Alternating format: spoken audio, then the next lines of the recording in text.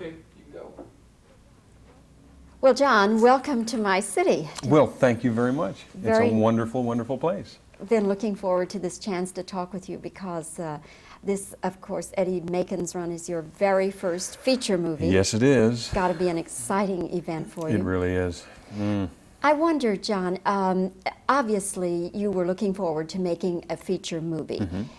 Did you have other scripts offered to you before Eddie Macon's Run? Well, yeah, there was a lot of things came in, and as you can well imagine, a lot of car movies were there, and a lot of chase movies, but none of them had the appeal or I guess the word is class that Eddie Macon's Run and the people associated with it had, which I found very, very appealing.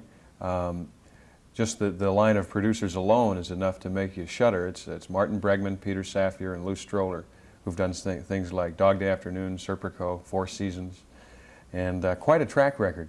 And for those folks to be interested in me and interested in working with me was such a tremendous compliment that we got right into it. I mean, I read the script and said, hey, I like the script very much, let's talk about it.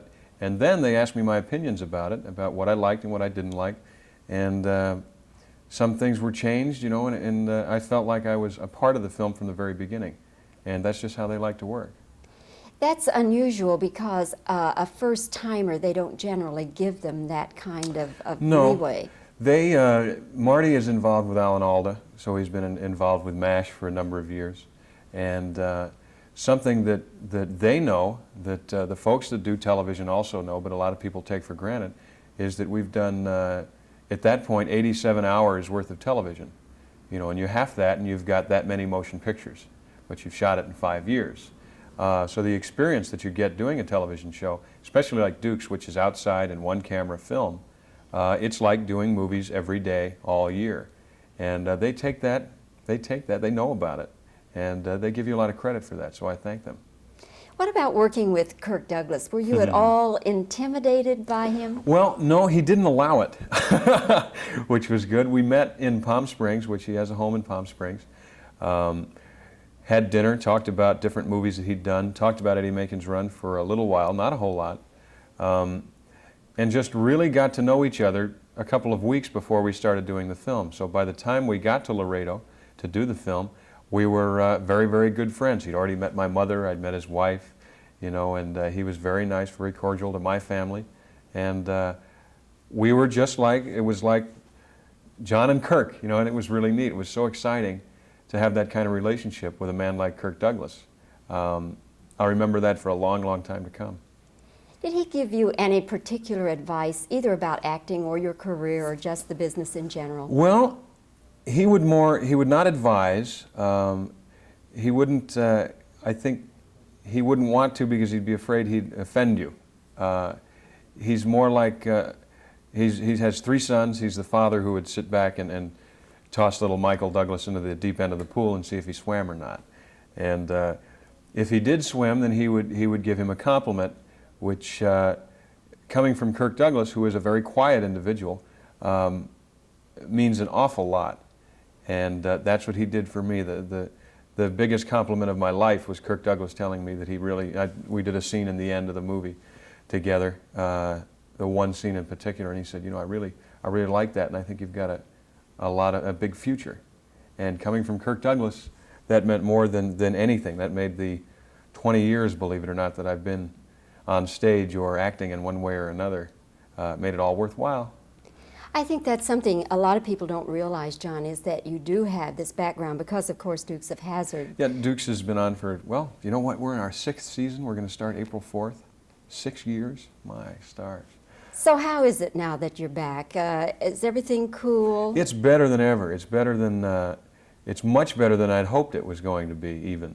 The relationship between the studio and the producers and the writers and Tom and myself and the cast is so good. To give you an indication, we had a meeting about the writing a couple of weeks ago, new stories for next year. And we were involved, we were invited, which is, number one, that's a first. Number two, I suggested that I'm now involved with Budweiser and NASCAR racing and the Terry Labonte race team, and I go to the pits in a lot of races because I'm a sponsor of the car. I suggested that if they wanted to know more about NASCAR racing, they could get a first-hand view in the pits with me in Atlanta, plus see where we used to film Dukes of Hazzard, and just add a little bit more realism to the show. And I suggested that. I didn't really think that they would take me up on it, but they did. And they're coming to Atlanta. They're going to come to the pit area, see what it's all about, and I think that's going to show up a lot in next year's season. What about the other two guys now? We haven't seen them for a while. Neither have I. Maybe that answers my question, I think John. maybe it does. So they're out of the picture, aren't Well, they may show up next year. They may show up in like a Christmas special or something where we would have occasion to have the whole family around a tree or a turkey or what have you. I think that's about it. I think because of the tremendous amount of exposure they've gotten over the last 6 months or so, that they may be turning up somewhere else. You know, I wish them luck, but on some other series. On some other series, yeah, they tried their luck on our series, and I don't think it was their fault. I think that the writing was, you know, one of the main reasons Tom and I were upset was because of the writing, and now, as I've told you, that's getting much better, and. When the new guys were on there, the writing hadn't changed, so I think had it been Byron and Chris or Tom and I or Redford and Newman, it still would have been on its way down. But I'm very thankful that the network and the studio, and for whatever reason, be it Tom and I or whatever reason, it doesn't matter as long as the show is better, which it is. It was number 13 the first week it was out, and we have shows about the family again, which is good. Last week we had a show about Bo and Luke go and become big brothers to a child in the city. And he steals cars and does all kinds of bad things, but by the end of the hour, he says, "You know, I really appreciate you taking me in here. I wish I had a family like you." And all of us look at him and say, "Well, you know, you do have a family like ours. Anytime you want to come visit, you know, our home is your home," and that's important. That's we're not beating it into people's heads.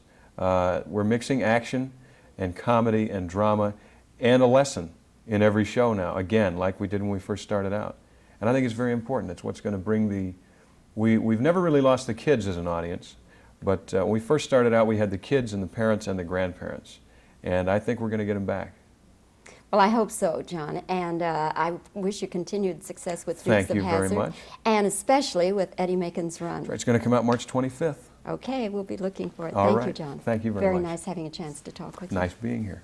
God, it's pretty out there. Come back. I will. Okay. For our $35 orange juice. Yes. Sure is good, though. Okay.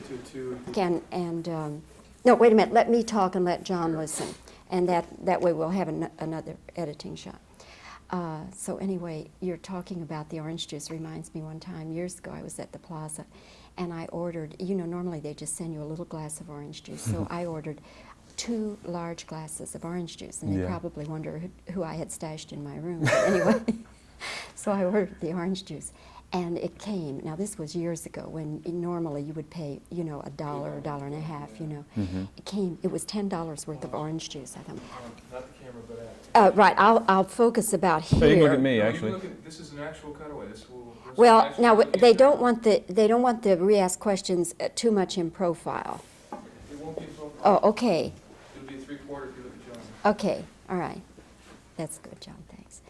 I'll give you some reactions and then sound for questions. Okay. And where are you cutting me? Like about here? A little better, actually, here. Would you like Yeah, just a little wider. Yeah, just a little wider. Okay. Okay. And you don't have to answer. Okay, but I'll talk, though. Watch Okay. this. Okay, Bob. All right. Reactions. Well, Kirk Douglas is more the type of man that would toss little Michael Douglas in the deep end of the pool and see if he swam or not. And he would never advise you on things, because I think he'd be afraid that he might not insult you, but a lot of times people don't take well to advice. I do. I'd love to be advised. But it was good. Played tennis every day and beat everybody in Laredo. Incredible athlete he is. And the man's 62. Okay, that should be final reactions and then questions. All right. John, were there other film scripts you considered before Eddie Macon's run? Well, I got a lot, but I never considered any. Okay. What were you looking for in a movie script? What kinds of movie scripts were they offering you generally? General Lee, car scripts. Okay. All right. Were you at all intimidated? Were you at all intimidated acting with Kirk Douglas? I've been accused of a lot of things, but acting has never been one of them. Would Kirk Douglas ever offer you advice? Sometime. Okay. And, how is it now on Dukes of Hazzard? Is it cool? Yeah, it's really good. Better than ever. Let's see. What about the other two guys? We haven't seen much of them lately. Neither have I. Okay. You've heard of Gone with the Wind? Yes. All right. There was something else I wanted to. Does anybody remember any of the other questions? Okay. Okay? I think so. Yeah. Yeah. Okay.